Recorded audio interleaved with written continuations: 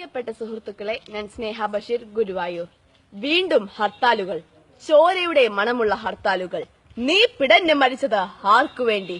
മരിച്ചവരോട് പറഞ്ഞിട്ട് കാര്യമില്ല, ഇനി മരിക്കാൻ പോകുന്നവരെ ഇതാ ഒരു നിമിഷം. നിരവധി രാഷ്ട്രീയ കൊലപാതകങ്ങൾക്ക് സാക്ഷ്യം വഹിച്ച നാടാണ് നമ്മുടെ കേരളം.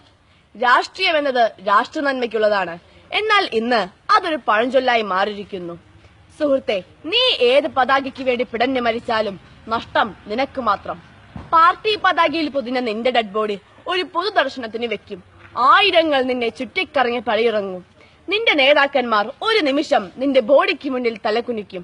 നിരവധി ആളുകൾ വിലാപയാത്രയായി ചിതയിലേക്കോ പള്ളി മൈതാനിയിലേക്കോ സെമിത്തേരിയിലേക്കോ കൊണ്ടുപോയി നിനക്ക് അവസാന യാത്ര നൽകും. പിന്നെ ഒരു അനുശോചന യോഗം. ആ യോഗത്തിൽ നിന്റെ നേതാക്കന്മാർ നിനക്ക് മുമ്പ് കൊല്ലപ്പെട്ടവന് വേണ്ടി എഴുതി തയ്യാറാക്കിയ അതേ വരികൾ ഉച്ചഭാഷണിയിലൂടെ വിളമ്പും. നീ പാർട്ടിക്ക് ഒരു രക്തസാക്ഷി, അവർക്ക് വേണ്ടതും അതുതന്നെ.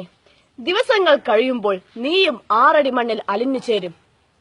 നിന്റെ നേതാവും നിന്റെ വയറ്റിൽ കടാര കയറ്റിയ എതിർ പാർട്ടിയുടെ നേതാവും ഒരേ വേദിയിൽ കെട്ടിപ്പിടിച്ചും മുത്തം കൊടുത്തും പൊട്ടിച്ചിരിച്ചും ജനനായകന്മാരായിരിക്കുന്ന മനോഹരമായ കാഴ്ച.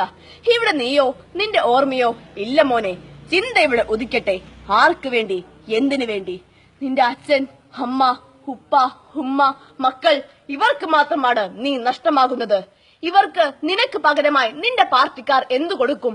നിന്റെ പേരിൽ ആലേഖനം ചെയ്ത ഒരു സ്മാരകമോ, അതോ നിന്റെ പേരിലുള്ള ഒരു ബാനറോ? ഒരു കാര്യം കൂടി ആഴത്തിൽ ചിന്തിച്ചോളൂ. നിന്നെ നൊന്ത് പ്രസവിച്ച മാതാവ്, നിന്റെ ബീജത്തിൽ പിറന്നു വീണ മക്കൾ, ഇവർക്ക് ഒരായുഷ്കാലം മുഴുവൻ നിന്നെ ഓർത്തുള്ള കണ്ണീർ തുള്ളികൾ ചുടുരക്തങ്ങളായി ഈ ഭൂമിയിൽ ഉറ്റി വീണുകൊണ്ടേയിരിക്കും. വേണ്ട, അരുത്.